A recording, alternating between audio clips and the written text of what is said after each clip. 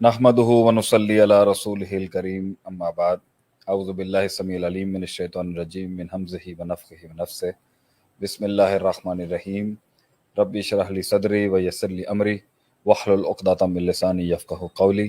अस्सलामु अलैकुम व रहमतुल्लाहि व बरकातुहू। अव्वल तो हमारे चैनल से अक्सर मुझे ही मदऊ किया जाता है, लेकिन आज ख़ुसूसी तौर पर मैं एक हस्ती, एक शख्सियत की मेज़बानी ख़ुद सरअंजाम दे रहा हूँ, जिनका मेरी ज़िंदगी के अंदर क्या रोल रहा है और उनका क्या, उनकी हैसियत है, क्या उनका मान है, वो मैं वक्त के साथ ही बताता रहूँगा। लेकिन ज़िंदगी में किसी भी मकाम तक पहुँचने के लिए उस्ताद एक बहुत अहमियत का मानंद होता है। इसलिए एक मक़ूला है अरबी का, मन लैसा लहू उस्ताज़ुन फ़उस्ताज़ुहु अश-शैतान।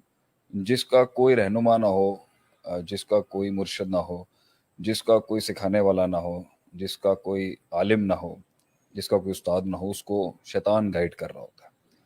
तो अल्लाह ने इस छोटी सी ज़िंदगी में बहुत कदावर हस्तियों से पढ़ने का मौका दिया, और जिनमें से एक हमारे आज के मेहमान, मेरे हर दिल अज़ीज़, मेरे उस्ताद, मेरे रहबर, मेरे मुर्शिद शेखुल हदीस मौलाना अबू नुमान बशीर साहब हैं, जिनके पास हम सतियाना बंगले मरकज़ दावा सल्फिया के अंदर फैसलाबाद से आगे गांव है, वहाँ पर पढ़ने गए थे।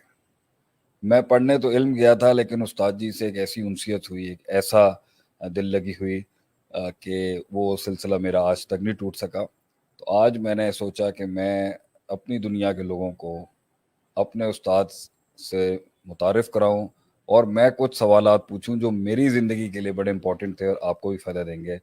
हम वेलकम करते हैं हमारे उस्ताद को। अस्सलाम वालेकुम रहमतुल्लाहि व बरकातुहू। उस्ताद जी, शेख साहब, आपका लंबा दौरा है, आपकी मुश्किल आपका सफ़र है, पेचीदगियाँ हैं, बड़ी मुश्किल से और हमारी ही नालायकी होगी कि हम आपका सही तरीके से वक्त इस्तेमाल नहीं कर सके। तो मैं मुद्दे पे जो है वो जल्दी आऊँगा, ताकि लोग जो हैं वो इस्तिफ़ादा आपसे ज़्यादा से ज़्यादा करें और मेरी बात कम सुनें। तो मेरा उस्ताद जी आपसे पहला सवाल ये है कि ज़िंदगियों में लोगों के पास बड़े ऑप्शंस होते हैं कि वो यहाँ भी जा सकते हैं, ये भी कर सकते हैं, वो भी कर सकते हैं। कुछ इंजीनियर बन जाते हैं, कुछ डॉक्टर बन जाते हैं। तो आपकी जवानी में भी आपके पास ऐसे बड़े ऑप्शंस आए होंगे कि आप कोई भी दुनियावी इल्म के अंदर जाके नाम भी बना सकते थे, काम भी कर सकते थे। ना सलाहियतों की कमी थी, ना जहानत की कमी थी। तो आलिम ही क्यों आपने सेलेक्ट किया बनना अपनी ज़िंदगी में?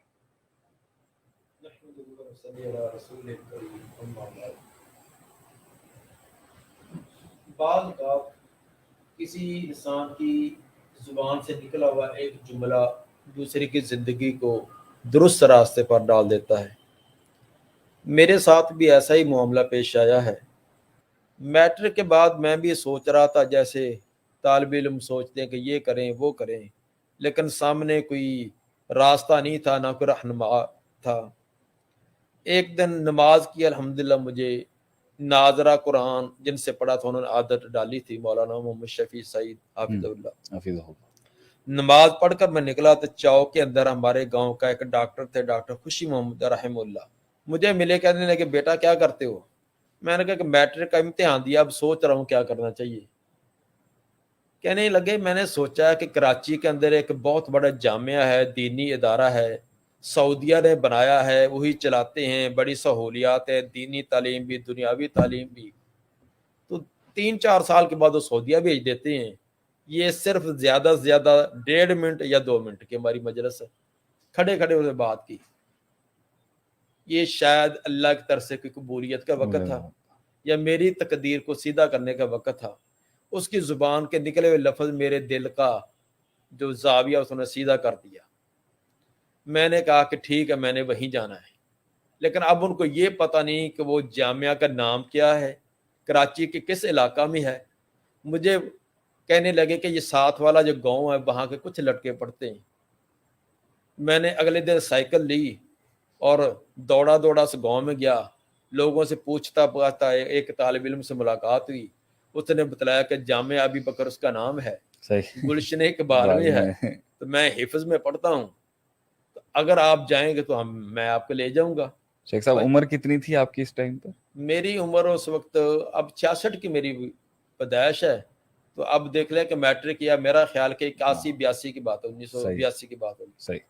بہرحال یہ ان کا ایک جملہ جو ہے منٹ ہے یا 1.5 منٹ کا ہمارا کھڑا ہونا ہے، یہ وہاں پر میرا ذہن ایسا بنا، میں نے کہا کہ میں نے دینی تعلیم ہی حاصل کرنی ہے. یہ نقش ہو گیا وہاں. یہ نقش ہو گیا. حالانکہ آپ اس سے پہلے دنیاوی تعلیم حاصل. دنیاوی تعلیم کے لیے اور بڑی بڑی اور ذہن میں تھی، اگرچہ پہنچ سکتا یا نہ پہنچ سکنا وہ تو الگ بات تھی، جی. لیکن تھی یہی کہ سائی وال کے اندر پولی ٹیکنیکل کالج ہے، اس میں داخلہ لینا ہے، فلاں کرنا ہے، یہ کرنا صحیح ہے. ہے.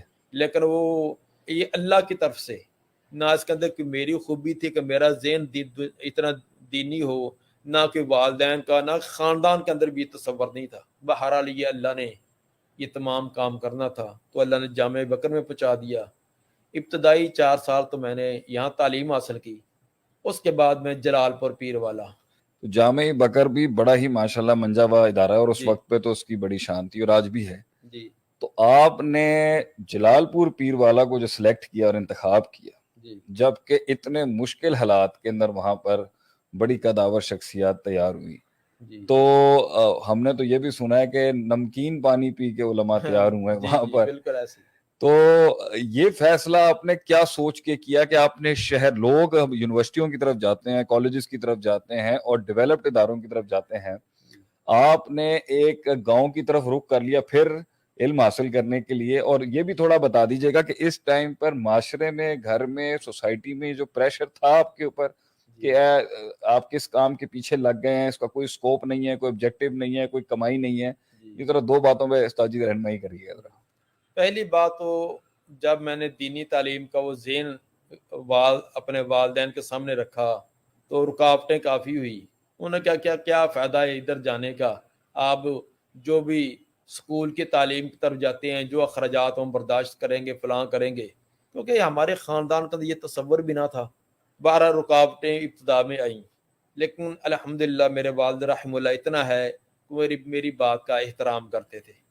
اگرچہ میں چھوٹا تھا، کوئی قد کاٹھ بھی نہ تھا، لیکن میں جو بات کہتا نا 1-2 بار انکار ہلکا سا کرتے تھے، اس کے بعد ٹھیک اگر آپ چاہتے ہیں تو میں نے 1-2 بار ان کے انکار کرنے پر بھی جب اصرار کیا تو انہوں نے جانے کی اجازت دے دی. باقی آپ کا جو سوال کا دوسرا حصہ ہے کہ جامعہ ابی بکر اتنا بہترین جامعہ، ہر طرح کی سہولیات، اور میرے دور کے اندر پاکستان کے جو بہترین اساتذہ تھے وہیں موجود تھے. بڑے بڑے اساتذہ تھے چنے ہوئے، وہ تمام موجود تھے. جی سر جی. شیخ خلیل الرحمن لکھوی صاحب، جی. شیخ عبدالجواد مصری صاحب، شیخ مسعود عالم صاحب، شیخ عطا اللہ ساجد صاحب، عبداللہ ناصر رحمانی صاحب، ماشاءاللہ یہ اور اسی طرح یہ ساری کریم یہیں پر بہت تھی. بڑی ٹیم تھی. مجھے جب جامعہ میں آئے تو یہ میرے ذہن میں ایک اللہ تعالیٰ نے شعور ڈالا تھا کہ دوسری زبان سیکھنے کے لیے گرامر یہ لازمی ہے، کہ بغیر اعراب کے ہمیں پتہ ہی نہیں چلتا کہ مرفوع پڑھے، منصوب پڑھے، مجرور پڑھے، یہ کیا طرح. تو میں اس جستجو میں تھا کہ کوئی ایسی مجھے چیز ملے. اتفاق ایسے ہوا کہ جلال پور کا ایک طالب علم ادھر آیا، 4تھی کلاس میں داخل ہوا، 3ری یا 4تھی میں تھا. وہ بیچارہ سادھو سا، کوئی اتنا ایکٹیو نہیں تھا، لیکن گرامر کے اندر وہ بڑا ماہر. اچھا. کوئی سیگا پوچھو فر اس کی تعلیل، کوئی اعراب پوچھو فر. میں نے اس سے پوچھا کہاں سے آئے ہیں، اس نے کہا میں جلال پور پیر والے سے آیا ہوں. کیا بات. بس میں نے کہا کہ واقعی اگر ایسا آدمی وہاں گرامر کے اندر ماہر ہے تو وہاں ضرور کوئی چیز ہوگی.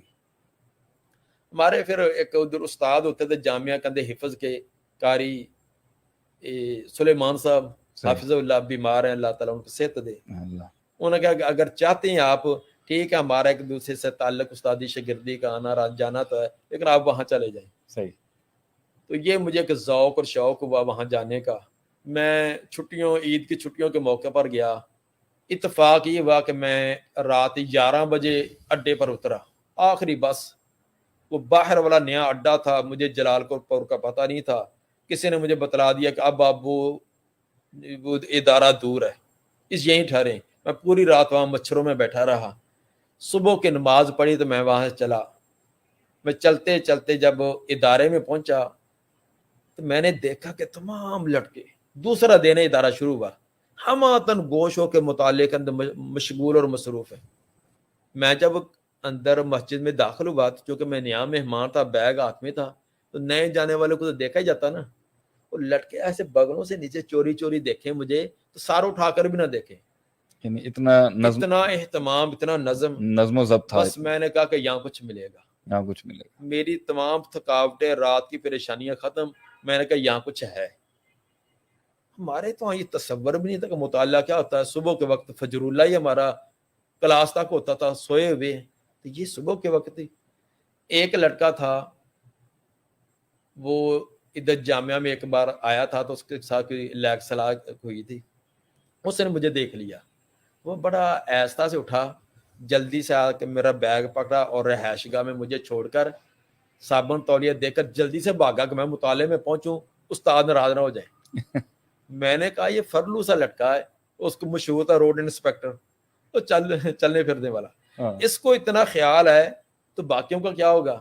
میں نے کہا بس اب زندگی یہی ہے، علم کی یہی ہے، اساتذہ کا اخلاص، سادگی اور علم کے اندر پختگی۔ سبحان اللہ۔ اس کا اندازہ آپ اس سے لگائیں کہ میں نے جامعہ بکر میں رہتے ہوئے اپنے کاغذات جامعہ اسلامیہ کے لیے بھیجے ہوئے تھے، اور بڑے ایک استاد نے منگوائے تھے بڑی ذمہ داری سے کہ میں آپ کا داخلہ کروا دوں گا۔ جی سر جی۔ وہ کاغذات میں نے بھیج دیے تھے۔ جب میں جلال پور میں گیا تھا، میں دعائیں کرتا تھا یا اللہ جامعہ اسلامیہ مدینہ منورہ میں میرا داخلہ نہ ہو۔ اچھا، لوگ دعائیں کرتے ہیں میرا داخلہ ہو، میں دعائیں کرتا یا اللہ میرا داخلہ نہ ہو۔ سبحان کیوں؟ یہ جلال پور والی جو تعلیم ہے اس میں محروم نہ رہ جاؤ، ہاں ادھر تعلیم مکمل کرنے کے بعد میرا داخلہ ہو۔ صحیح ہے۔ یعنی وہاں کی تعلیم سے اتنا، وہاں کوئی سادگی انتہا تھی، کوئی سہولیات۔ واقعی جب میں گیا پانی کڑوا تھا، نہانے کے لیے بھی کڑوا پانی، اور پینے کے لیے تھوڑا سا نا وہ پانی آتا تھا، ورنہ وہی بڑی مشکل سے۔ گھر کی یاد نہیں آئی آپ کو؟ یاد پھر اصل کے اندر تعلیم میں نے وہاں جا کر اپنے اندر بڑی کمی محسوس کی۔ وہاں کے جو طالب علم تھے جس کلاس کے، گرامر کے اندر مجھ سے اپ تھے، زیادہ ہی اپ تھے، میں ڈاؤن تھا۔ میں نے پھر عصر کے بعد، مغرب کے بعد، جمعے کے دن، چھٹیاں جو گرمی کوئی چھٹیاں ہوتی ان کے اندر میں کبھی گھر نہیں گیا۔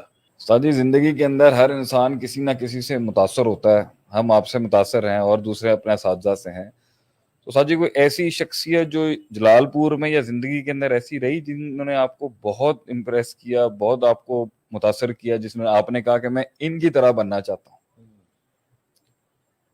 یہ ایک مشکل سا آپ کا سوال ہے کہ اساتذہ کے اندر میں درجہ بندی کیسے کروں۔ اب اس کے اندر میں ایک کا بیان کروں دوسرے کی تنقیص ہوتے مجھے ڈر آتا ہے۔ البتہ اگر کوئی مجھے یہ پوچھے کہ آپ کے اساتذہ کون ہے، تو میں ترتیب تو نہیں کہتا، میں بیان اس انداز سے کروں گا۔ سب سے پہلے شیخ محترم سلطان محمود رحم اللہ، محدث جلال پور پیر والے۔ اس کے بعد فضیلت الاستاد مولانا اللہ یار صاحب، جو علم تو علم تھا لیکن ان کا زہد اور تقوی اور سادگی اور طالب علموں کے ساتھ جو انداز تھا، وہ ایک ایک لمحہ وہ یاد رہتا ہے۔ ان کا نام لیتے وقت سبحان اللہ۔ ان کی زندگی کا ایک ایک پہلو سامنے۔ اللہ مغفر لہ، اللہ مغفر لہ ورحمہ، آمین آمین۔ عبداللہ احمد چھتوی صاحب، اسی طرح شیخ محترم استاد مولانا محمد رفیق رحم اللہ چند ایام پہلے وفات پا گئے ہیں۔ اسی طرح بعد کے اندر فضیلت شیخ خلیل الرحمان لکھوی صاحب، ان سے بھی بڑا میں متاثر، ان کی نیکی، تقوی اور علم۔ اس طرح عطا اللہ ساجد صاحب ہمارے استاد، جامعہ میں استاد تھے، اب گجرا والے میں ہوتے ہیں، وہ بھی نیکی، تقوی بھی اور طالب علموں کے ساتھ ایک ربط اور تعلق بڑا ان کا پیار والا تھا۔ استاد عبدالرشید صاحب ریاستی جلال پور کے، بہت انہوں نے مجھے اوور ٹائم دے کر جی صرف اور ناو کی میری بڑی کمی دور کروائی ہے۔ اس طرح دیگر اساتذہ بھی ہیں، ہر ایک ہر ایک پھول کی اپنی اپنی مہک ہوتی خوشبو ہے، ہے، اپنی اپنی مہک رنگت ہے۔ ہوتی ہے۔ استاد جی میرا اس پر ایک بڑا سوال ہے جس کا آج کل ایک معاشرے کے فتنے سے بڑا تعلق ہے، اور ہمارے ہاں ایک بڑا ٹرینڈ ہے کہ یہ مغربی تعلیم کے اندر بھی بہت پایا جاتا ہے، اور عرف میں بھی یہ چیز ہے کہ جی سیلف اسٹڈی ایک چیز ہوتی ہے، جی خود ساختہ طریقے سے انسان تعلیم حاصل کر لے بغیر استاد کے۔ لوگ بی اے کے پیپرز بھی نکال لیتے ہیں، ایسے بی کام کے پیپرز بھی نکال لیتے ہیں، بہت جگہوں کے اوپر لوگ بغیر استادوں کے پڑھنے کا ایک ٹرینڈ چل پڑا۔ دین اس سے ہمیشہ سے، دین میں ہمیشہ پرانے دوروں میں ایسا نہیں تھا۔ سر جی آج کل ایک بہت یہ چیز آ گئی ہے کہ جی نہ بھی ہو اس طریقے سے، ایک طبقہ تو بہت علماء کو مانتا بھی ہے، انہیں سروں کا عینی اللہ راسی سروں کا تاج بھی مانتا ہے۔ جی جی یہ بتائیں استاد جی کہ اس دین کے اندر جو یہ سند کا سلسلہ ہے کہ میں نے ان سے سنا، حدثنا اخبرنا، میں نے ان سے سنا، سمعنا، میں نے ان سے بات سنی، انہوں نے مجھے رپورٹ کی، میں نے، تو یہ دینی سند کے اندر ایک استاد کی جو ایک اہمیت ہے کہ علم وہ ہے جو کسی استاد سے پڑھو، اس پر کچھ گزارشات آپ بتائیں کہ یہ معاشرے میں کیوں ضروری ہے کہ دین بغیر استاد کے نہیں پڑھا جا سکتا؟ سند کی حیثیت یہ تو آپ جانتے ہیں کہ سچائی اور حقانیت اس کا ایک مرتبہ اور مقام ہے، خاص زمانہ جاہلیت بھی تھا، جی سچ کی قدر ہے۔ آج بھی جو سچا آدمی ہے، خواہ اخباری نمائندہ ہے، کوئی اخبار ہے، کوئی ڈائجسٹ ہے، جو سچ بات کہتا ہے، صحیح بات لکھتا ہے، اس کی ایک اہمیت ہے۔ جی جھوٹے کی وقتی طور پر ہوگا، اس کی کوئی اہمیت نہیں ہے۔ جی سر جی سچ کسے کہتے ہیں؟ سچ ہوتا ہے واقعے کے مطابق، میں نے جو بات کہی ہے، جو کام کیا، اسی طرح آگے نقل کیا جائے، وہ ہے سچ۔ صحیح، کائنات میں سب سے سچی ترین بات اللہ اس کے رسول کی ہے، بے شک، لا ریب فیہ۔ اس کے اندر کوئی شک نہیں ہے، لیکن ہم تک جو پہنچی ہے اس کی تحقیق کرنا کہ واقعی اللہ کا فرمان ایسے ہے، پیغمبر کا فرمان ایسے ہے۔ اس کے اندر درمیان کا جو باطل لوگ ہیں، انہوں نے کئی قسم کے ڈگوسلے ڈالنے کی کوشش کی، خصوصاً احادیث کے اندر۔ تو ہمارے اسلاف نے اس کے لیے بڑی محنت کی، چونکہ یہ اللہ نے قیامت تک دین رکھنا تھا، بالکل اس کے لیے اللہ نے بندے بھی پیدا کیے۔ پھر اس کا طریقہ یہ تھا کہ اس کی تحقیق کی جاتی کہ یہ جو تم بات کہہ رہے ہو یہ کس سے سنی ہے۔ جی یہ ایک فطرتی بات ہے کہ مثلا آپ کوئی بات مجھے بیان کرتے ہیں، میں بتاؤں بھائی ہاں بھی آئی، اس کی دلیل اس کی کیا ہے، کس سے سنی ہے، صحیح، اب آپ اختیار کریں گے۔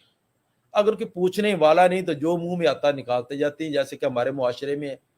اگر ہمارے اخبار والوں سے ان کو یہ ڈر ہو کہ ہماری ہر خبر کی تحقیق پوچھی جائے گی کہ یہ تم نے کہاں سے لی، کیا دلیل ہے، ایسی ہے، تو بالکل ہماری اخبار کا تمام کا تمام اس کے اندر سچ آ جائے۔ آج اب اعتبار کیوں نہیں ہے؟ ارے کہتے ہیں یہ ایسے، اپنے بات کچھ اور ہوتی ہے، لکھا کچھ اور ہوتا ہے۔ جی تو جب یہ تھا کہ پوچھا جاتا کہ یہ تم نے کہاں سے لی، اب اس کا ڈر ہوتا، اگر اس کا نام لیا اس سے پوچھا جاتا۔ بس اسی کو سند کا سلسلہ کہتے ہیں۔ اور اس کے بعد سے بہت سارے یہ غلط اور اس طرح کے جھوٹ جو اس کے اندر جو کسی نے بولے تھے وہ واضح ہو گئے، اور جو بولنے والے تھے ان کو ان کے منہ کا دل لگام آ گئی کہ ہم ایسی بات نہیں کریں گے، جو وہی بات کہہ سکتے جو سچی بات ہے۔ دوسرا ہے آپ کے سوال کا جو حصہ تھا کہ استاد کی حیثیت، یہ تو شروع میں آپ نے بتلا دیا کہ جس کا استاد نہ اس کا استاد شیطان ہے۔ جی باقی استاد کے بغیر علم نہیں ہے۔ ایک ہے آپ مجھ پر فون پر بات کریں، ایک میں سامنے، آپ میرے سامنے بیٹھ کر بات کر رہے ہیں، جی سر، دونوں میں فرق ہے، بہت فرق ہے بس یہی ایک استاد کا اور اور استاد کی کیسٹ سن کر، اس کا جو ویڈیو سن کر اس کا علم حاصل کرنا، اور سامنے بیٹھ کر یہی ہے۔ استاد کی ایک حیثیت ہے، استاد کے اندر اللہ تعالیٰ نے ایک روب رکھا ہے۔ جی سر، استاد کا اٹھنا بیٹھنا، گفتگو کرنا، اس کے لباس، اس کی حجامت، یہ تمام کے تمام طالب علم کے لیے ایک بہترین کا نمونہ ہوتا ہے۔ صحیح۔ اس کے کمرے میں داخل ہونے سے لے کر نکلنے تک یہ طالب علم بچہ نوٹ کرتا ہے۔ استاد جی ابھی امریکہ کی ایک تحقیق بھی آئی ہے کہ 4 سے 5 سال کے اندر انسان کا نفسیاتی ڈھانچہ جو ہے وہ مکمل ہو جاتا ہے، جی پھر اس نے آگے چلنا جی، ہوتا ہے۔ تب میری بات یہ تھی کہ اب طالب علم جو بچہ جو ہے وہ استاد کی ہر حرکاتوں سے نقل کرتا ہے۔ تو استاد کو بھی چاہیے اپنا لباس، اپنا اٹھنے بیٹھنے کا طریقہ، کتاب پکڑنے کا، کتاب رکھنے کا، کھولنے کا انداز، یہ تمام تو مہذب انداز سے ہو، بات کا آغاز کیسے کرنا ہے، ختم کیسے کرنا ہے، اگر کسی لڑکے کو تنبیہ کرنی ہے اس کا انداز کیسے.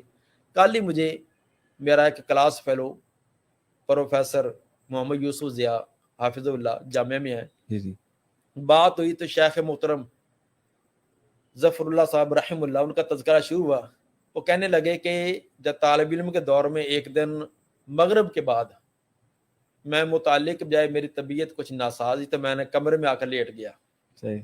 تو شیخ صاحب گزرے تو انہوں نے شیشے سے ونڈو سے دیکھا کہ میں لیٹا ہوا ہوں، تو انہوں نے ایسے دستک دی، میں نے اٹھا تو مجھے اشارہ کیا.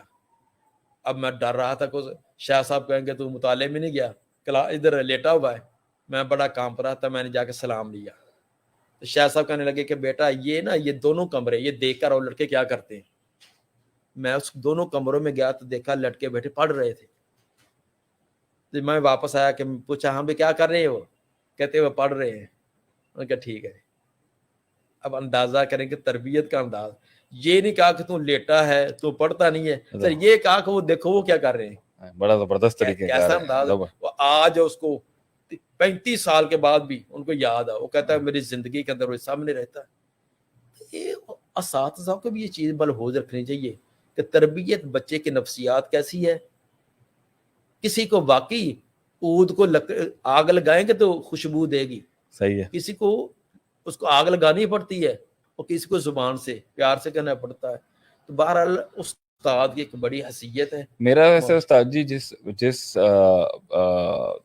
جس جہت سے میرا سوال تھا وہ یہ تھا کہ جو قرآن و حدیث کی دقیق اور عمیق اور رقیق جو اس کے استنباطی اصول ہیں، جو اس کی گہرائی ہے، جو فن استدلال ہے، جو فن اجتہاد ہے، جو فن تفسیر ہے، یہ کیسے بغیر درس نظامی کے علوم کے اور وہ اساتذہ سے سیکھے بغیر یہ سیلف سٹڈی سے تو نہیں آ سکتا. میں اس پر چاہ رہا تھا کہ آپ 5-1 منٹ بات کر لیتے کہ یہ جو درس نظامی کے موضوعات ہیں قرآن اور حدیث کھول ہی نہیں سکتا، اندر سے نقطہ اور گہرائی نکالنا تو دور کی بات ہے. ان علوم اور فنون کی کیوں اتنی حیثیت ہے؟ اس پہ بس ایک 5 منٹ کی گزارش کرتے ہیں کہ یہ سیلف سٹڈی سے نہیں آ سکتی، یہ مدارس سے ہی پڑھ کے انسان نکال سکتا ہے یا کسی استاد سے یہ علم پڑھ لے. یہ گہرائیاں ایک عام آدمی کے بس کی بات نہیں ہے سمجھنا. یہ تو ایک دنیاوی فنون میں بھی دیکھیں، اس فن کی کتب اور اس فن کے جو ماہر اساتذہ ہیں ان کے بغیر نہیں آئے گا. ہر ایک چیز کتاب میں نہیں ہوتی، کچھ سینہ بسینہ بھی چلتی ہے. صحیح. یہ استاد کے تجربات یہ میں چاہ رہا تھا آپ اس پہ بات کریں. تو اس کے اندر صرف کتاب سے پڑھ کر جو آپ کے ذہن میں آیا ہے عین ممکن ہے کہ لکھا ہوا کچھ اور ہے، مطلب اس کا اور کچھ آپ کچھ اور سمجھے. عبارتوں میں ایسے صحابہ کرام سوال کرتے تھے، جی جی اللہ کے رسول سے سوال کرتے اللہ کے رسول اس آیت کا مطلب کیا ہے. اب وہ صاحب لسان ہیں، صاحب لسان ہے، وہ نبی کے شاگرد ہیں، لیکن وہ نبی سے پوچھ رہے ہیں. تو اللہ نے صرف کتابیں نازل نہیں کی، کتابوں کو سمجھانے کے لیے پیغمبر بھی بھیجے ہیں. یہ چیز اللہ تورات انجیل قرآن اکیلا نازل فرما دیتا، صحیح، لیکن نہیں، اس کو پڑھنا نبی کے ذمہ کیا لگایا ہے، یتلو علیہم آیاتی ویزکیہم. حالانکہ جن کو تلاوت کر کے سکھلانی وہ صاحب لسان ہے. تلاوت کے بعد اس پر عمل کرنے کا طریقہ بھی، پھر اس کو آگے ابلاغ کا طریقہ بھی، 4 چیزیں بتلائی نا. یتلو علیہم آیاتہ ویزکیہم ویعلمہم الکتاب والحکمہ.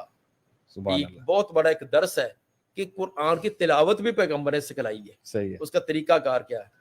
تو استاد کے بغیر یہ علم حاصل کرنا یہ ممکن نہیں ہے. جزاک اللہ خیر استاد جی، ماشاءاللہ. میں تو خود آپ کی ان باتوں سے خود ہل گیا ہوں، میرا تو اپنا تزکیہ نفس شروع کر دیا ہے یہاں پر. استاد جی میرا ایک سوال یہاں پر اور ہے کہ کیونکہ ہم دنیا کے اندر کہیں پر بھی جاتے ہیں، میں بھی بہت جگہوں پہ گیا، عسکری اداروں میں گیا، دینی اداروں میں بھی جاتا ہوں، دنیاوی اداروں میں بھی جاتا ہوں، ایک سوال مجھ سے بہت کیا جاتا ہے، میں آج وہ اپنے حوالے سے بھی آپ سے پوچھنا چاہوں گا. وہ یہ ہے جی، یہ استقامت جو ہے کہ بندہ مستقل مزاجی سے ایک مقصد، ایک ویژن، ایک منزل، ایک مقام تک جا سکے، کیسے استقامت اور یہ کنسسٹنسی اختیار کر سکتے ہیں کہ ہم ایک تو گامزن رہیں اور پٹری سے نہ ہلیں.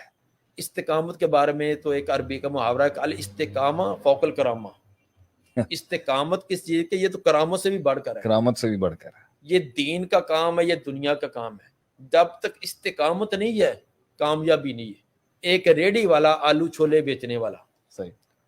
اگر وہ استقامت اختیار نہیں کرتا، ایک دن وہ 8 بجے آ گیا، اگلے دن 10 بجے، اگلے دن شادی پر چلا گیا، اگلے دن پھر کسی پروگرام پر چلا گیا، تیسرے دن پھر آ کے ریڑھی لگا دی، کبھی 12 بجے آ جاتا ہے، کبھی 7 بجے آ جاتا ہے، کدھر چھٹی کر لی ہے، کبھی اس چوک پر کھڑا ہوتا، کبھی اس چوک پر، کبھی وہ آگے والی چوک پر. کامیابی ہوگی؟ کبھی کامیاب نہیں. خواہ کتنا اعلیٰ قسم کا مال لیے پھر. کامیابی کس کو ہے؟ ٹائم پکا ہے، گرمی ہے سردی وہاں کھڑا ہے، آنے کا جانے کا، اور ایک جگہ اڈا بنایا ہوا ہے، گاہک آئے نہ آئے وہیں جمع ہوا ہے، چند دنوں کے بعد کامیابی. یہ اب ایک ریڑھی سبزی بیچنے والا، ایک آلو چھولے بیچنے والا، اگر وہ استقامت نہیں ہے تو کامیاب نہیں ہے. تو علم کیسے استقامت کے بغیر آ جائے؟ پھر دین کا علم. تو کئی طالب علموں کو بھی عادت ہوتی ہے، کبھی سال یہاں لگایا، 6 ماہ یہاں لگائے، فلاں لگائے. میں تو مثال دیتا ہوں کہ ایک پودے کو کبھی یہاں لگائیں اکھاڑ کر، 4 ہفتے کے بعد دوسری جگہ، تیسری جگہ، یا وہ خشک ہو جائے گا، نہ سایہ ہوگا نہ پھل ہوگا. جو ایک جگہ لگا ہوا ہے، اگرچہ اس کی رکھوالی اور پانی دینے کا اتنا نہیں ہے، ایک وقت آئے گا وہ ایک درخت بنے گا جس کا سایہ بھی ہوگا، جس کو پھل بھی لگے گا. اصلها ثابت ہوگا، فروع فی السماء ہوگا. بالکل. اس کر کے کام تھوڑا شروع کریں، لیکن ان کس نے، یہ دین نے ہمیں تعلیم دی ہے. ادوم بخاری کی روایت ہے کہ بہترین کام ہو جس میں دوام ہو. یہ تو شریعت نے ہمیں تعلیم دی ہے. اس لیے آپ کو بھی اور میں باقی ساتھیوں کو بھی کہوں گا تھوڑا کام کرے لیکن دوام. یہ جو ہوتا ہے نا کہ جذبات میں آ کر یہ کر دو یہ کر دو، چوتھے دن جذبہ تمام کا تو ختم ہوا ہوتا ہے. اچھا استاد جی، میں نے یہ پوچھنا تھا یہاں پر کہ بیچ میں آپ نے ایک بات کی، اس ضمن میں مجھے یاد آ گیا کہ آپ نے کہا کہ استاد کا ایک شاگرد کے اوپر ایک بڑا اثر ہوتا ہے، اس کی شخصیت کا ایک بڑا وہ ہوتا ہے. اور کل آپ مجھ سے بات بھی کر رہے تھے کہ میں چاہ رہا تھا کہ ذرا آپ ہمارے ناظرین کو، ہماری آڈینس کو ذرا یہ بھی بتا دیں کہ آپ کا کیا سوچ ہے کہ کس طرح کا ایک ادارہ، وہ 2 سے 3 سال کا جو تربیتی نشست ہے جس کے اندر آپ مدارس کے بچوں کیا آپ کرنا چاہتے ہیں. میں چاہتا ہوں آپ یہ ویژن بھی، مقصدیت جو ہے وہ لوگوں کے سامنے ذرا پیش کریں، کیونکہ یہ تیار کرنا اور اس کے اندر وہ چیز اتارنا، اس کے حوالے سے مجھے یاد ہے، تو میں نے کہا اب یہ بھی شیئر کر دیں ذرا لوگوں. میری 23 سالہ زندگی کا جو میرا خواب ہے، اور دن رات میں اس کے بارے میں سوچتا بھی ہوں اور دعائیں بھی کرتا ہوں، لیکن ابھی تک شاید میرے گناہوں کی وجہ سے دعا قبول نہیں اللہ ہوئی. تعالیٰ ایسی بات تو شاید یا اللہ کو منظور نہیں ہے. یہ میرے دل کی ایک تمنا ہے کہ افراد تیار کیے جائیں. ہمارے اداروں کے اندر اب آپ جانتے ہیں جتنے ادارے اب ہیں اتنے پہلے نہیں تھے. بالکل. جتنے کتب اب ہیں اتنی کتب پہلے نہیں تھی، اور اس طرح بھی جتنے اسباب وسائل اب ہیں اتنے کبھی بھی زندگی میں نہیں تھے. لیکن اس کے باوجود ہر میدان میں قحط و رجال ہے. حتیٰ کہ مسجد کے امام اور خطیب تلاش کرنے کے لیے بھی آپ کو کئی مصیبتیں جھیلنی پڑتی ہیں، نہیں ملتے. جی استاد جی. بڑے خطیب تو بڑے، مسجد کے لیے ناظرہ قرآن پڑھانے کے لیے آپ کو پسندیدہ قاری نہیں ملتا. بالکل. بڑی مشکل ہوتی ہے. بالکل. اور بڑے شیوخ تلاش کرنا، بڑے خطیب تلاش کرنا، اچھے رائٹر تلاش کرنا، یہ تو ایک بڑی مشکل ہو گئی ہے. اس کی وجہ کیا ہے؟ اتنے افراد فارغ ہو رہے ہیں ہزاروں کے اعتبار سے، لیکن وہ کہاں جاتے ہیں؟ بس یہ ہے کہ ہمارا بہت بڑا المیہ ہے کہ ہم جو فارغ ہونے والے ان کو خام مال چھوڑ دیتے ہیں، ان کو آگے کوئی لائن نہیں دیتے، کوئی ذہن نہیں دیتے کام کرنے کا، ان کا کوئی آگے کوئی راستہ نہیں بتلاتے. میرے ذہن کے اندر عرصہ دراز سے یہی بات ہے کہ ایسے افراد تیار کیے جائیں کہ یہ جو کمی ہے معاشرے کے اندر، اچھے بہترین معلم ہوں، مربی قسم کے، اور بہترین خطیب ہوں جو قوم کا درد رکھنے والے، جس چیز کی ضرورت ہے قوم کو وہ دینے والے، ایسے افراد تیار کیے جائیں. اس کے لیے میرے ذہن کے اندر کافی دیر سے یہ ہے کہ ایک ایسا ادارہ ہونا چاہیے جس کے اندر مدارس کے جو فارغ طلباء ہیں، علماء ہیں، ان میں سے جو بہترین اچھے قسم کے ہیں، عام نہیں، جو بڑے ماہر قسم اچھے قسم کے ہوں، وہ اپنے تعلیمی میدان کے اندر اچھی کارکردگی جنہوں نے دکھلائی ہو، عصری تعلیم بھی ان کی اچھی ہو، ایسے 20 یا 25 افراد ابتدا میں رکھے جائیں، ان کا 2 سال یا 3 سال کا کورس رکھا جائے. پہلے سال کے اندر تو جو انہوں نے 7 سال میں 8 سال کے اندر درس نظامی کے اندر علوم اور فنون پڑھے ہیں، صرف نحو ہے، اصول حدیث، اصول فقہ، وراثت، جتنے بھی ہیں ان کو اس کے اندر ان کو ماہر کروا دیا جائے۔ دوسرے سال میں ان کو جس فیلڈ کے اندر وہ ذہن رکھتے ہیں، مثلا جو استاد بننا چاہتے ہیں، بہترین مدرس بننا چاہتے ہیں، ان کی کلاس الگ کر دی جائے، جو خطیب بننا چاہتے ہیں ان کی الگ کر دی جائے۔ جی استاد جی۔ پھر ان دونوں کو قواعد، اصول و ضوابط پڑھائے جائے۔ تدریس کے کیا اصول ہیں، کمرے میں داخل ہونے سے لے کر نکلنے تک استاد اور طالب علم کا آپس میں تعلق کیسے ہوتا ہے، وہ تمام ان کو پڑھائے جائیں۔ پڑھانے کے بعد پھر آگے ان کو پریکٹیکل طور پر پڑھانے کے لیے مختلف ان کو کلاسیں دی جائیں، مدارس کی بھی، اسکول کالج کی بھی، پوری یہ ان کی مشق نہ کئی مہینوں تک مشق چلے۔ اسی طرح جو خطیب ہے، خطابت کے تمام ان کو اصول، صحیح۔ درس دینا تو کیا، خطبہ دینا تو کیسے، بچوں کو بیان کرنا تو کیسے، ایک پڑھے لکھے معاشرے کو، ایک دیہاتی معاشرے کو، یہ تمام اس کو اسلوب بتلائے جائیں، اور نصوص باحوالہ ان کو یاد کروائی جائے، اور ایسے منجے ہوئے ان کو پریکٹیکل بار بار کروایا جائے کہ آپ فی البدی ان کو کہیں کہ آپ فلاں موضوع پر بیان کریں، وہ 20 منٹ 25 منٹ پورے مجموع کو ہلا کر کے معاشرے کی ضرورت کو پورا کریں۔ تو یہ عرصہ طویل سے ہے کہ اس طرح کا کوئی بہترین ادارہ ہونا چاہیے، 2 سال یا 3 سال کا کورس کرا کے ان کو ایسے ان کے بہترین کندن بنایا جائے، ایک ایسا سونا بنایا جائے کہ بازار کے اندر جس کی قیمت ہو۔ باقی ہمارے سرکاری سطح پر اعلیٰ افسر بنانے کے لیے، اعلیٰ لوگ بنانے کے لیے ان کے لیے ادارے ہیں، ان کے لیے محنتی ہیں، ان کے لیے سہولیات ہیں، تو دین کا کام کرنے کے لیے بھی تو ایسے افراد تیار کرنے چاہیے۔ باقی ٹھیک ہے، کسی نے ایک دیہات کی مسجد میں جانا ہے، کسی نے اور چھوٹا کرنا، وہ عام طور پر کرے۔ میں تو یہ کہتا ہوں کہ بچوں کو نادرا پڑھانے کے لیے بھی اس کو پورا کا پورا کورس کروایا جائے۔ ایک بچے کی تعلیم یہ معمولی بات نہیں ہے، بچے کو نادرا پڑھانے کے لیے بھی استاد کی پوری تربیت کی جائے۔ تو ایسا تربیت ساز ایک ادارہ ہو تو یہ ہے اصل کام کرنے کا۔ اگر ہم سال کے اندر 10 بہترین معلم اور 10 خطیب تیار کر کے معاشرے کو دیں تو یقیناً چند سالوں کے اندر آپ دیکھیں گے کیسی تبدیلی آتی ہے۔ میں یہاں پر اپنے سامعین کو اور ناظرین کو یہ بتاتا چلوں کہ استاد جی نے شیخ الحدیث مولانا ابو النعمان بشیر حفظہ اللہ وراہ، انہوں نے جو ہے اس بات کو پیش کیا ہے، ہم اس کو مزید بھی آگے لے کے جائیں گے، لیکن میں چاہتا تھا کہ وہ اپنی زبانی قوم کو سنائیں کہ وہ کیا چاہتے ہیں۔ تو اس طرز کے اوپر جہاں پر فارغ التحصیل جتنے بھی متخرجین ہیں جو مدارس سے فاضل فارغ ہو چکے ہیں، ان کے لیے ہم استاد جی کے ساتھ مل کے یہ پروگرام بھی کر رہے ہیں اور مزید بھی چاہیں گے۔ اور اگر آپ میں سے بھی کوئی شیخ الحدیث مولانا ابو النعمان بشیر حفظہ اللہ کے ساتھ تعاون کرنا چاہے، اس پروجیکٹ میں ان کی مدد کرنا چاہے، تو ایک 31 سال استاد جی کی جو ہے وہ صرف تدریس کے اندر 31 سال ہے۔ اور میں نے تعارف کے اندر، کیونکہ ہم بڑی بڑی جگہوں پہ نہیں پریشان ہوتے لیکن اپنے اساتذہ کے آگے ہماری زبان بند ہو جاتی ہے، میں تعارف میں یہ بتانا بھول ہی گیا، جو لوگ شاید نہیں جانتے ہوں گے، کہ استاد جی ہمارے 35 سے زائد تصنیفات استاد جی کی ہو چکی ہوئی ہیں، جو دارالسلام سے بھی شائع ہوئی ہیں اور بھی مختلف جگہوں سے شائع ہوئی ہیں۔ اور سب سے پہلی کتاب جس سے میں نے استفادہ کیا تھا وہ استاد جی کی کتاب تھی اصول تفسیر کے اوپر، اور اصول تفسیر کے اندر صرف الفوز الکبیر ہوتی تھی اس زمانے کے اندر جو ہم پڑھتے تھے، یا مقدمہ ابن تیمیہ رحمہ اللہ علیہ، لیکن استاد جی کی اس کتاب نے ہمارے بہت سے مسائل حل کر دیے جو ہمیں اتنی آسانی سے اس وقت سمجھ نہیں آتا تھا۔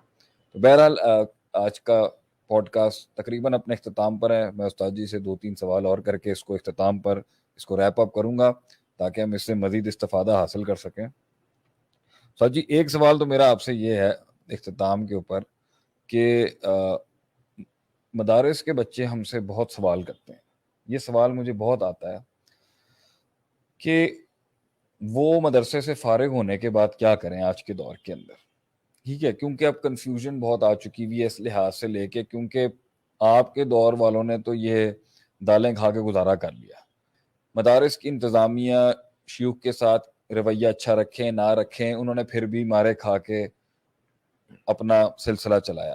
تو مجھے تو یہ بھی یاد ہے کہ عبداللہ امجد چھتوی رحمۃ اللہ علیہ صاحب صاحب وہ بھی جو ہیں اپنی بیٹی جس دن فوت ہوئی اس دن بھی بخاری پڑھا. اس دن وہ بخاری پڑھائی. اس دن میں اس کی تو مثال ساجی ہمیں دنیا میں کہیں نہیں ملتی. تو یہ بتائیں ان کو کہ اب کیونکہ دور ذرا آ گیا ہے یہ ششکوں کا اور تھوڑا جو ہے نا یہ بات بہت اچھالی ہے. میں تو خود امریکہ سے بھی پڑھ کے آیا استاد جی, پھر یہاں پر بھی میں نے مدارس کی جو ہے وہ گاؤں دیہاتوں میں جا کے پڑھا. لوگوں میں ابھی میں آتا ہے نئے بچے جو عالم بن رہے ہیں کہ جی یہ بھی ہونا چاہیے وہ بھی ہونا چاہیے. میں خود بھی اس پر ان کی ہیلپ کرنے کی کوشش کرتا ہوں. آپ اپنی زندگی کے تجربے سے, کیونکہ آپ جدید کے اوپر بھی جدت پر ایک بڑی گہری نظر رکھتے ہیں, مجھے آپ کا ایک جملہ یاد ہے. میں نے آپ سے ایک دفعہ پوچھا تھا کہ اخبار پڑھنے سے کیا فائدہ تھا, تو آپ نے مجھے کہا تھا کہ علم تو علم ہے, اخبار کے اندر بھی مل جائے تو اخبار کے اندر بھی علم ہوتا ہے. تو میں اس دن میری علم کی تعریف بھی بدل گئی تھی کہ آپ نے اخبار کو بھی کہہ دیا تھا کہ علم تو ادھر سے بھی مل جاتا, حالانکہ ہم علم صرف یہی اپنی عربی کی کتبوں کی مانتے تھے. ان کو ذرا کچھ بتائیں کہ یہ کیا کر سکتے ہیں اس دور کے اندر, کیونکہ یہ چاہتے ہیں کہ اب, اور آج کل معاشرہ بھی چاہتا ہے کہ جو ایک عالم دین ہے وہ جدت کو ملوز خاطر رکھ کے اپنے آپ کو پیش کرے. تو اس پر ان کو ذرا بتائیں کہ جتنے جو فاضل ہیں جو فارغ ہوئے ہیں مدارس سے, یہ فریشلی گریجویٹس جو ہیں یہ کیا کریں, ان کے لیے کیا آگے لائن آف ایکشن اور کیا مقصد ہونا چاہیے ان کا؟ دین ہمیں اس چیز سے نہیں روکتا کہ آپ دنیاوی جو سہولیات ہیں ان کو حاصل نہ کریں. صحیح. دولت کمانے سے دین نہیں روکتا. صحیح. اس کے اندر اگر آپ کے پاس دولت ہے, آپ پیچھے اس اعتبار سے مستغنی ہیں, تو یقین آپ کے کام کا انداز اور ہوگا. جس کو 24 گھنٹے فکر ہی ہوگا آج شام کو پکانا کیا ہے, لائیں گے کہاں سے, اس کے کام کی نوعیت اور ہوگی. کچھ ہمارے اسلاف تھے, ٹھیک ہے کہ وہ ان کے گھر والے بیوی بچے بھی اسی طرح تھے, خود بھی قناعت پسند تھے, بیوی بچے بھی اسی طرح تھے. اگر کوئی چیز پکائی ہے تو ٹھیک ہے, نہیں ہے تو نہ صحیح. اللہ مجھے استاد رفیق صاحب رحم اللہ ان کی بات یاد آئی کہ ایک شیخ بتلاتے ہیں کہ ہم پڑھ رہے تھے, مولانا عمر فاروق سعیدی صاحب غالباً ان کی بات ہے, وہ فرماتے ہیں پڑھ رہے تھے تو گھر سے بچہ آیا, بھی ابو جی پیسے دو سبزی کے لیے. تو ان کے پاس پیسے ہوں تو دے. اللہ کہنے لگے کہ اپنی امی کو کہو کہ لال مرغ پکا لیں. لال مرغ, سرخ مرغ. یہ لال مرغ کیا ہوتا ہے استاد جی, ذرا اچھا, ہمیں بھی نہیں پتا. وہ کہتے ہیں بچے سمجھے یا طالب علم کہتے ہیں کہ ہم نے سمجھا شاید گھر میں کوئی مرغیاں رکھی ہے مرغے, تو مرغا استاد پکائیں گے. تو جب وہ کہتے ہیں کہ کلاس سب ختم ہوئی تو ہم نے کہا استاد جی کہ گھر میں مرغیاں پال رکھی ہیں. انہوں نے کہا نہیں بیٹا مرغیاں تو نہیں ہیں. آپ جو کہہ دیں کہ بچے کو کہ سرخ مرغ پکا لے, وہ کہتے ہیں اللہ کو پتہ. میں نے کہا سرخ مرچ کوٹ کرنا ہے, اس کو لسی ڈال کرنا رائتا بنا کر کھا لیں, اس سے گزارا کریں. یہ ہماری اصطلاح گھر میں کہ جب سبزی وغیرہ نہ ہو تو مرچ پیس کر اس میں لسی وغیرہ ڈال کر, وہ یہ ہمارا سرخ مرغ ہوتا ہے. اللہ اکبر. اللہ یعنی وہ خود بھی ایسے اور ان کے بیوی بچوں بھی. آج یقیناً اگر میں قناعت کرنے تھوڑی بہت کروں گا تو میری بیوی بچے تو نہیں کر سکتے, صاف ظاہر وہ نہیں ہے. تو بہت مشکل تو کام ہے اس استاد جی. لیے میں تو یہ کہتا ہوں کہ ایک دین کا کام کرنے والا اس کے مالی طور پر بھی سٹرانگ ہونا چاہیے. بسطۃ فی العلم. ہاں جی, ہاں البتہ یہ ہو کہ دنیا غالب نہ آئے, دین مغلوب ہو جائے, دنیا غالب ہو جائے, 24 گھنٹے دنیا یہ نہ ہو, لیکن اپنے ضرورت کے مطابق کاروبار کرنا. یہ بہت سارے مواقع ہیں. تو آج کے دور کے اندر تو آپ اپنے گھر میں بیٹھ کر بھی دین کا بھی کام کر سکتے ہیں, ساتھ دنیا بھی آپ کو حاصل ہو سکتی ہے. آپ کام کر رہے ہیں, اگر یہ سارا کام آپ اپنی جیب سے کریں تو یہاں تک پہنچتے نہیں سر, 1 مہینہ کرتے, 2 مہینے گر جاتے. لیکن اب آپ یہ دین کا کام ہے, اس کے اندر آپ کا لوگ ساتھ تعاون بھی کر رہے ہیں. تو یقیناً میں دیکھ رہا ہوں, دیکھ کر بڑی خوشی ہوئی ہے. پہلے میرے ذہن میں تھا کہ آپ کا محدود سا ہوگا, تو یہاں تو 35-40 آدمی بیٹھے کام کر رہے ہیں 24 گھنٹے. اور میں تو سوچ رہا تھا کہ اتنے اخراجات آپ پورے کیسے کرتے, اتنی بڑی بلڈنگ جو ہے لاکھوں روپے اس کا کرایہ ہوگا. تو میں وہ ساتھی سے پوچھ رہا تھا کیا یہ اخراجات پورے ہو جاتے ہیں, انہوں نے کہا کہ بڑے اچھے طریقے سے ہو رہے ہیں. تو یہ اس چیز کی ضرورت ہے, یہ اسباب و وسائل ہوں گے تو ہم کام کریں گے نا. سر جی اس پر ایک سوال ہے میرا کہ اگر ہم کسی بھی دینی کورس کے لیے فیس لیں, ہاں جی, کیونکہ ہم چاہتے ہیں کہ ہم زکوٰۃ سے آزاد ہو جائیں. جی, بہت سے لوگ جو ہیں وہ زکوٰۃ اگر دیتے بھی ہیں دینی مدارس کو یا کسی بھی معہد کو, ہاں جی, تو وہ ساتھ اپنی 4 شرطیں بھی منوانے کا کہتے ہیں. جی, جی, اور ایک سچے انسان کی آواز دب جاتی ہے حق بیان کرنے سے. تو میں نے کچھ آج سے 8-9 سال پہلے یہ بھی خواب دیکھا تھا کہ جی ہم ایک تو یہ چاہتے ہیں کہ اس کی ایک عزت اور توقیر جو ہے وہ منوائی جائے, اور اگر اس کے لیے ہم فیس رکھتے ہیں جس سے ادارے کے اخراجات, یہیں پہ اساتذہ کی تنخواہیں, اور مزید ہم چاہتے ہیں کہ ایک دینی ادارہ آگے بڑھ کے رفاہی کاموں میں آگے رہے, اور لوگ یہ کہیں گے یہ دینے والے ہیں لینے والے نہیں ہیں, تو فیس لینے میں کوئی مذائقہ تو نہیں ہے. اگر دنیا والے 4 لفظ پڑھا کر ہزاروں روپے کماتے ہیں تو اگر دین پڑھا کر چاند لے لیں تو وہ کیا حرام ہو جائے گا؟ اب کالج میں جائیں, وہاں اسلامیات پڑھائیں, سورہ انا آتینا کل کوثر کا ترجمہ پڑھا کر آ جائیں, وہاں آپ کو 80,000 ملے آرام سے. تو ایک شیخ الحدیث دن رات مر جائے کھپ جائے, اس کو 20,000 دے کر کہیں بڑا احسان کر دیں, اللہ وہ جائز ہے اور یہ نجائز ہے. یہ کہاں سے ہم نے اصول نکالے ہیں؟ تو اس لیے یہ دین بیچنے والی بات نہیں ہے.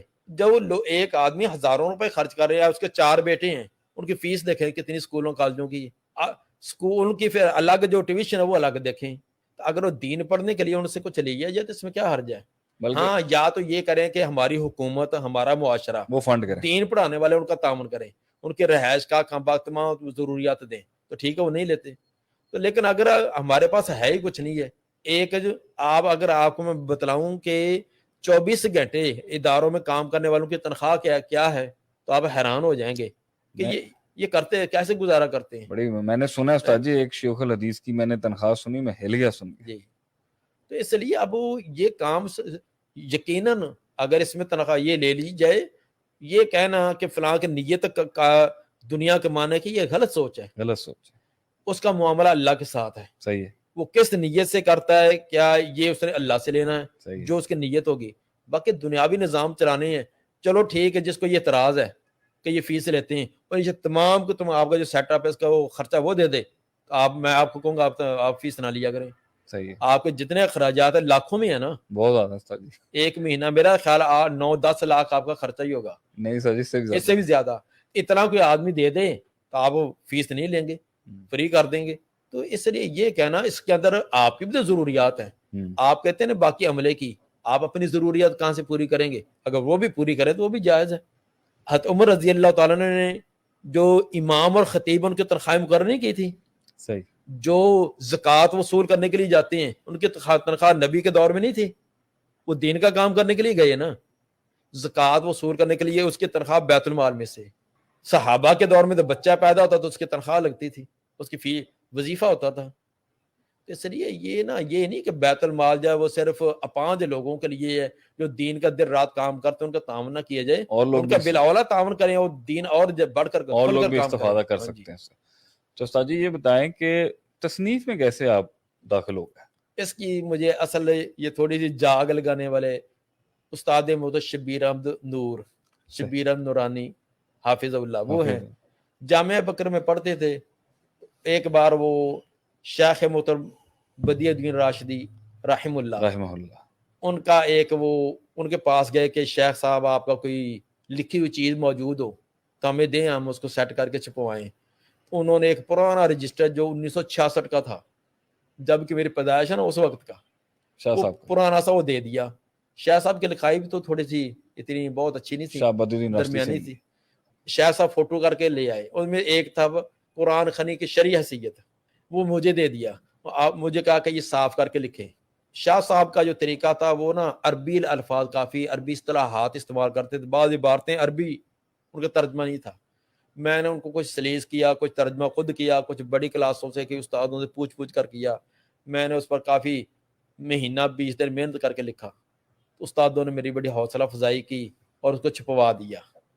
بس اس سے مجھے کچھ سہارا ہوا, حوصلہ بھی ہوا. انہی دنوں میں استاد محترم کتاب احکام الجنائز کا ترجمہ کیا تھا البانی رحم اللہ کی, انہوں نے کئی اساتذوں کو چیک کرائی. آخر میں ایک دن مجھے کہنے لگے کہ آپ بھی اس کو دیکھیں. تو میں نے ذرا عمیق نظر سے دیکھا تو میں نے کئی غلطیاں نکالی. اچھا. تو انہوں نے مجھے 5-6 صفحے دیے تھے, 5-6 صفحے کے اندر میں 5-7 غلطیاں نکالی. تو انہوں نے کہا کہ آپ نے ساری پڑھنی ہے. اس وقت پھر ان کا میرے ساتھ بھی ان کا کوئی ذوق ہے, تو مجھے بھی تھوڑا سا ذوق ہو گیا اس سے. پھر آہستہ آہستہ, یعنی کسی کو کوئی رہنمائی نہیں ہے, اپنے طور پر آہستہ آہستہ تھوڑا بہت لکھنے سے یہ اللہ تعالیٰ نے. سر جی آپ سے تفسیر پڑھنے کا موقع ملا الحمدللہ, اور میں نے شیخ عبد الرحمان ضیاء حفظہ اللہ بہت بڑی ہستی ہیں وہ بھی ہاں جی۔ ماشاءاللہ پنجاب کی، پاکستان کی، اور بھی مزید میرا تفسیر سے بڑا ذوق شوق رہا ہے. 25 36 37 تفاسیر میں نے بھی یہاں رکھی ہیں. جی۔ آپ کے پاس تفسیر پڑھنے کے بعد استاد جی ہمیں لطف ہی کچھ اور ہے. یہ جو آپ کا ایک ذوق ہے کہ جو قرآن چل رہا ہوتا ہے تو آپ اسے ایک بڑا عوام کے لحاظ سے اور بڑا دور حاضر کے لحاظ سے اور بڑی فلو کے اندر اور بڑی روانی میں آپ اس کو قرآن کو ہماری زندگیوں سے ریلیٹ کرتے تھے. یہ ذوق آپ نے تفسیر کا کہاں سے سیکھا ہے؟ یہ بنیادی طور پر ذوق استاد اللہ یار صاحب سے لیا میں نے۔ یہ ان سے لیا آپ نے؟ ان کا یہی ذوق تھا.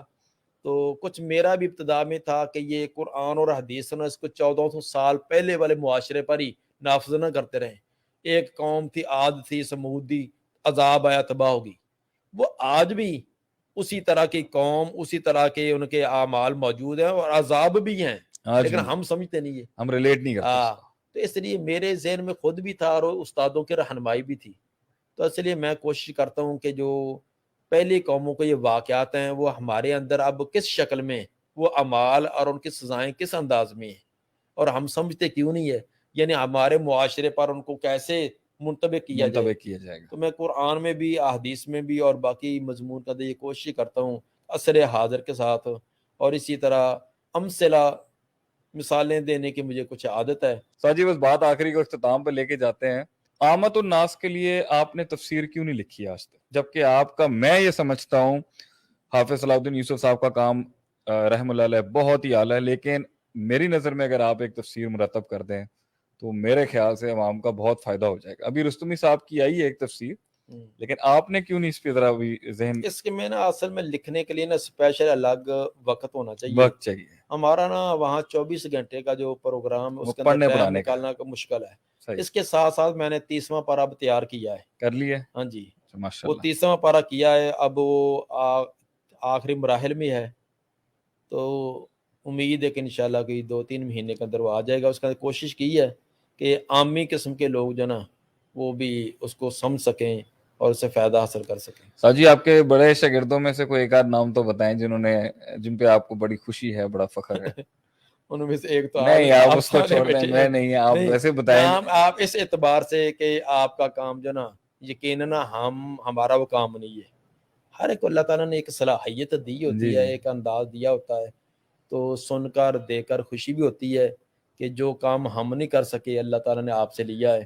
جی آپ مجھے چھوڑ دیں، آپ دوسرے بڑے نام بتائیں پاکستان کے اندر اب بہت ایک بڑی تعداد ہے، مجھے تو بہت ساروں کے نام بھی نہیں یاد.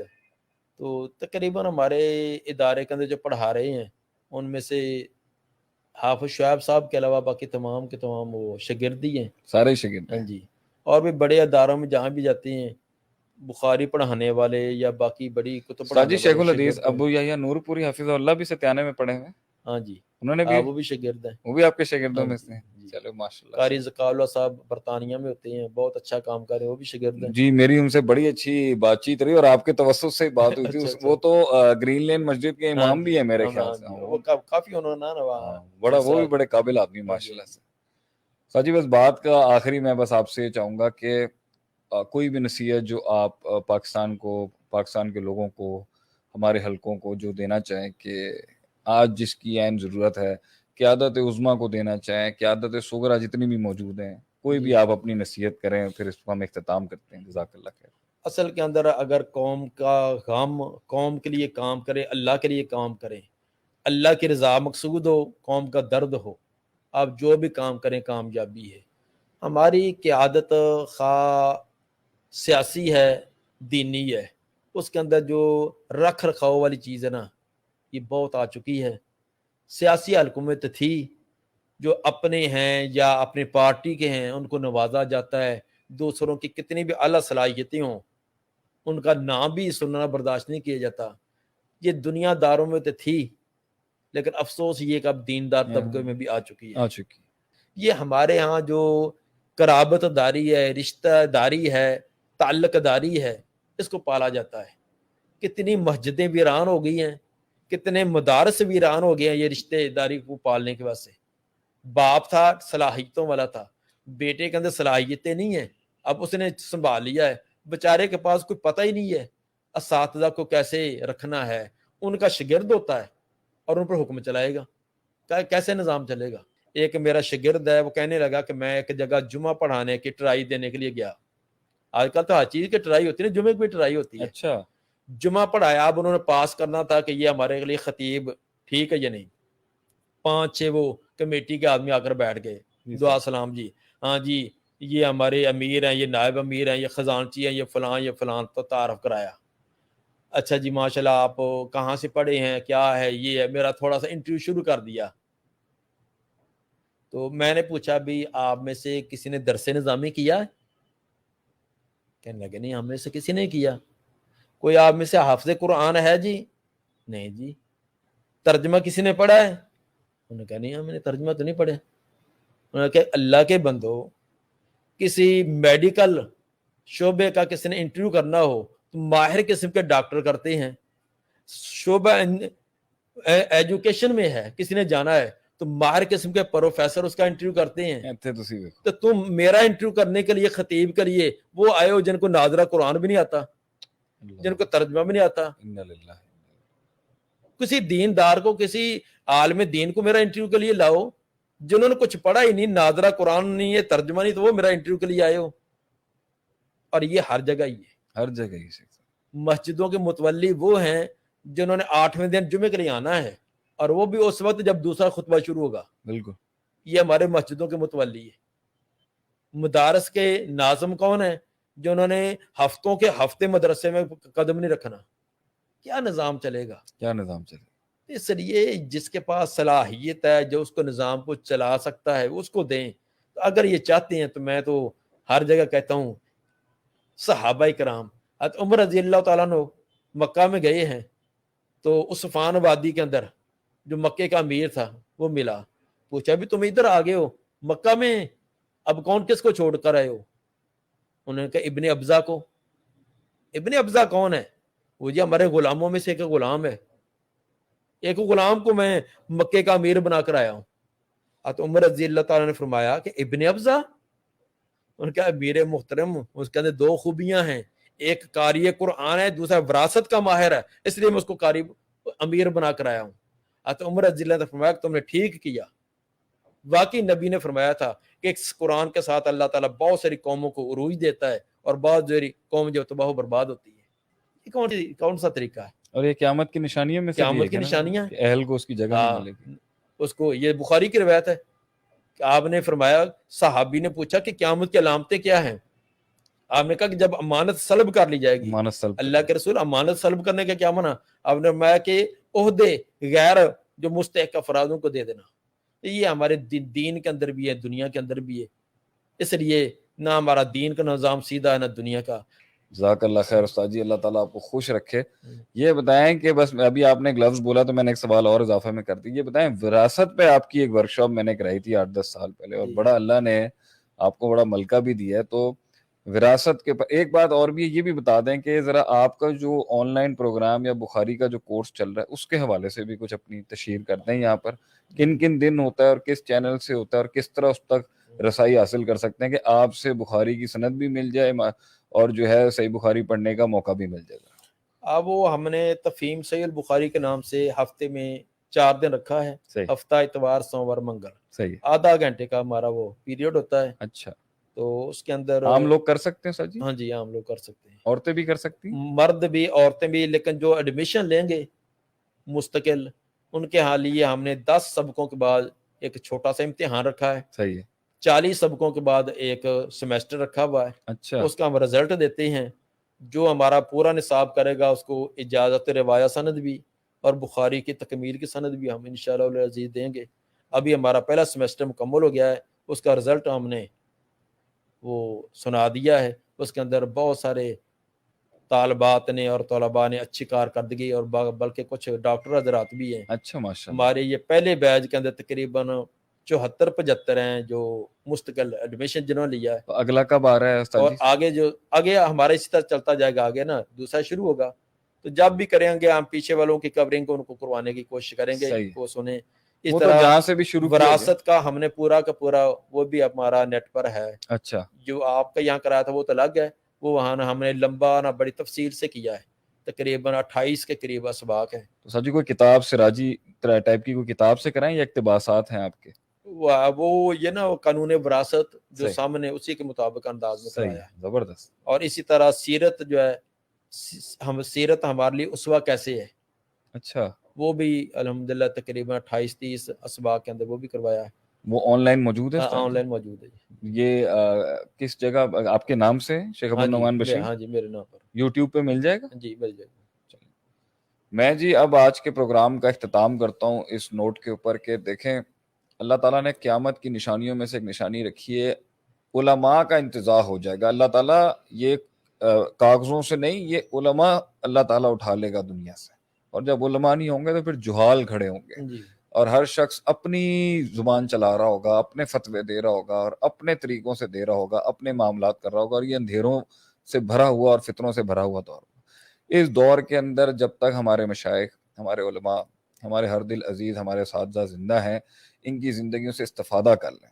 اور وہ علم ہی نہیں جس کے لیے سفر نہ کرنا پڑے. یہ بھی ہمارے ایک شیخ کہا کرتے تھے کہ جس پیروں کے اندر تکلیفیں اور چھالے نہیں پڑے علم کے لیے، علم کے حصول کے لیے، وہ علم اس کے سینے تک نہیں اترتا. اور یہ بڑا غیور علم ہے، یہ سینہ تلاش کرتا ہے، سینہ اس کو نہیں تلاش کر سکتا. یہ جاتا ہے اندر اور دیکھتا ہے کہ اگر اس میں غیرت ایمانی موجود ہے تو پھر داخل ہوتا ہے. تو میں اس پوڈ کاسٹ کے ساتھ جو بالکل ابھی آپ کے سامنے نشر ہو رہی ہے، یہ بھی آپ کو کہوں گا کہ ہمارا آج سے 10 سال پہلے درس نظامی کے عالم کے کورس کو جس طرح ہم نے اردو، عربی، انگلش تینوں زبانوں میں اس کو مخفف کر کے، اس کو ایگزیکٹو سسٹم میں کر کے، اس کو سیمسٹر وائز جو ہم نے کیے، اس کے 19 بیچز ابھی تک ماشاءاللہ پڑھ چکے ہیں، جو 2 سال کا مبادیات کا اس فیلڈ میں آنے کا کورس ہے. کہ ہم بھی، جب میں بھی باہر سے آیا تھا تو مجھے کسی نے جب کہا تھا کہ آپ یہ 4 کتابیں نکال گئے نا تو پھر آپ سے بات ہوگی، تو اس میں ساجی ایک آپ کی تھی یہ صرف نحو کی چھتاوی صاحب کی 2 قاعدے تھے، علم الصرف اور علم النحو. ایک آپ کے باب و صرف کے رٹے تھے، ساتھ میں ایک تحسیر مصطلح الحدیث تھی محمود طحان کی، جو میں نے استاد جی، جو شیخ صاحب کے بھی استاد ہیں، مجھے آج پھر یاد آیا، مجھے یاد نہیں تھا، شیخ الحدیث مولانا خلیل لکھوی صاحب حفیظ اللہ، ان سے پڑھی. اور ساتھ میں جرجانی کی ایک شرح میں عامل ہوا کرتی، شرمیات عامل، یہ جو تھی یہ میرے نصیب میں آئی. اور اصول فقہ میں الواضح آئی دکتور سلمان الاشکر کی. تو اس وقت مجھے عبارت تو نہیں آتی تھی، تو وہ میری ترجمہ خود لکھتے تھے. تو ہم اتنے بے وقوف کے مغربی تہذیب میں جب ہم بھی گئے تو وہاں بولڈ ہونا، زیادہ چڑھ کے آنا، زیادہ نمایاں کرنا اپنے اندر کے جذبات کو، اس کو بڑا کوئی سمجھا جاتا تھا. مدارس کے اندر یہ نہیں تھا. تو وہ شیخ صاحب کے اس حسن کے اندر آہستہ آہستہ مجھے اپنی قباحت دکھنا شروع ہوئی، اور میں نے محسوس کیا، میرا کلپ بھی اس پر آیا تھا، میں نے بتایا تھا کہ مجھے وہ حسین لگنا شروع ہو گئے اور اپنا آپ کبھی لگنا شروع ہو گیا. اور آہستہ آہستہ میں نے دیکھا کہ میں نے یہ بننا ہے. یہ سنجیدگی، یہ خوبصورتی، ان کے مسکرانے کا، ان کے تبسم کا انداز، وہ جب بھی ان کو کوئی چیز لگتی ہے جس پر وہ کامنٹ نہیں کرنا چاہتے تو کہہ دیتے ہیں ٹھیک ہے ٹھیک ہے. تو ان کے لیے کھڑا ہونا، وہ کبھی ان سے بڑے بڑے لوگ ملنے آتے تو وہ مجھے کبھی کہتے تھے کہ جاؤ گھر واپس جاؤ، تو بغیر علم حاصل کیے بھی میں چلا جاتا تھا. تو وہ تواضع جو اختیار کرنا پڑتا ہے، لوٹا اٹھانے کی جو میری تعبیر ہے، جو میں ہمیشہ استعمال کرتا ہوں. تو اب ہمارا بھی پھر صفا کا کورس آنے لگا. میں نے کہا میں اس لیے بھی تشہیر کر دوں، استاد جی کے بھی جو سبجیکٹس کے اندر ان کی مہارت ہے، جس کے اندر وہ پڑھا رہے ہیں، وہ بھی آپ کے سامنے رکھی ہے. صفا کا 19 بیچ ہمارا آنے لگا ہے، اس کی رجسٹریشن آن ہو چکی ہوئی ہے. اس میں آئیں، ہم نے جس طرح سے سیکھا ہم اس کو آسان آپ کے لیے کر رہے ہیں، ورنہ جو وہ بھی، لیکن یہ اس طریقے سے پھر بھی نہیں آ سکتا. لیکن یہ 2 سال کا کورس اس لیے ہوتا ہے کہ آپ ایک سمجھ جائیں کہ ایک عالم دین کرتا کیا ہے، اس کی میکنزم کیا ہے، ان کی وہ کس طرح چلتی ہے معاملے. جب عربی میں با 10 قسم کی ہے، من جو ہے وہ 5 قسم کا ہے، فی جو ہے وہ 8 قسم معنی میں چلا جاتا ہے. تو کس طریقے سے یہ قرآن حدیث میں گوتا لگایا جاتا ہے، کیسے موتی بکھرے ہوئے موتیوں کو اکٹھا کر کے لانا پڑتا ہے، کس طریقے سے مختلف جو ہے وہ معارض جو ہوتے ہیں، جو ایک دوسرے کے ساتھ اللہ کے نبی صلی اللہ علیہ وسلم کی باتوں کا تعارض ظاہری لگ رہا ہوتا ہے، اس کو تطبیق کیسے دیتے ہیں، کیسے یہ سسٹم چلتا ہے. یہ اور بات ہے کہ آج ڈنکا نہیں ہے اس کا، کیونکہ معاشرے نے دوسری اصولوں کو اٹھا لیا اور دوسروں کی تحقیق کو اٹھا لیا. اللہ تعالیٰ عروج دے، یہی ہماری تحریک ہے کہ ہم دین کی مبادیات اور درس نظامی اور مدارس کے اس علم کو جو صدیوں سے ان غرباء نے اس کو اپنے سر پہ اس کا تحمل کیا ہے، اس کو اپنے سینوں پہ اٹھا کے سینہ بسینہ دیا، ہم اس کا وقار ویسے ہی بلند کر سکیں جیسے یہ ہمیشہ سے تھا. تو کئی سنی بات میں جو غلطیاں تھیں وہ سب ہماری تھیں. جو حق بیان کیا وہ کل بھی اللہ کی طرف سے تھا، اللہ کا ہی ہے، اللہ کا ہی رہے گا اور اس کے لوگوں کے لیے تھا۔ وآخر دعوانا الحمدللہ رب العالمین، جزاکم اللہ خیر واحسن الجزاء، السلام علیکم ورحمۃ اللہ وبرکاتہ۔